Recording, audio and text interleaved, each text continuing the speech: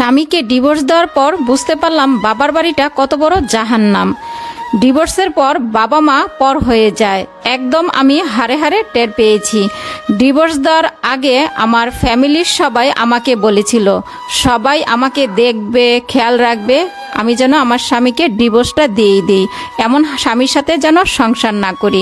অবশেষে ফ্যামিলির কথায় আমি আমার স্বামীকে ডিভোর্সটা দিয়ে দিলাম। ডিভোর্সের পর শুরু হলো আমার ফ্যামিলির আসল রূপটা।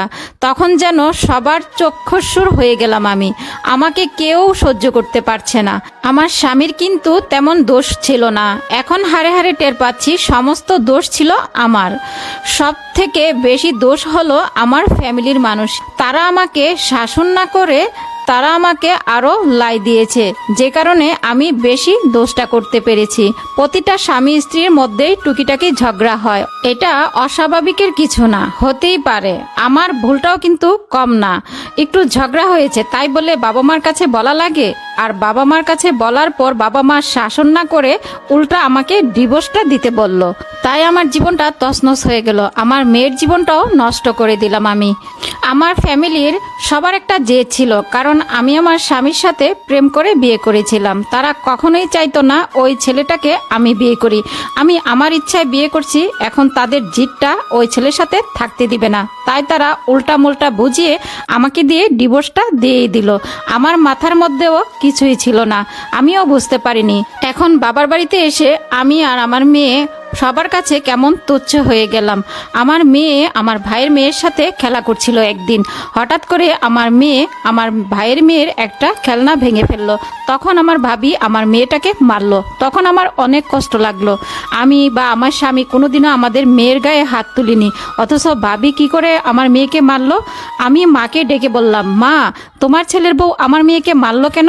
মা বলতেছে, মারলে কি হয়েছে, ছোট মানুষ শাসন করছে, তাতে কি হয়েছে, তোর মেয়ে তো খেলনাটা ভেঙে ফেলেছে।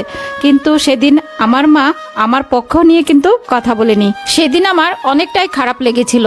আমি মাকে কিছু আর বললাম না, রুমে চলে গেলাম। রুমে গিয়ে ভাবতেছিলাম আমি কি ভুলটাই না করেছি আমার স্বামীকে ডিভোর্স দিয়ে। কিছুদিন পর মা আমাকে বলতেছে, কি রে, তুই তো একটা চাকরি টাকরি দেখতে পারিস। আমি বললাম, হ্যাঁ মা, দেখবো। আমার মা বলল, আর কতদিন বসে বসে খাবি, আর কতদিন তোর আর তোর মেয়ের দায়িত্ব আমরা নিব।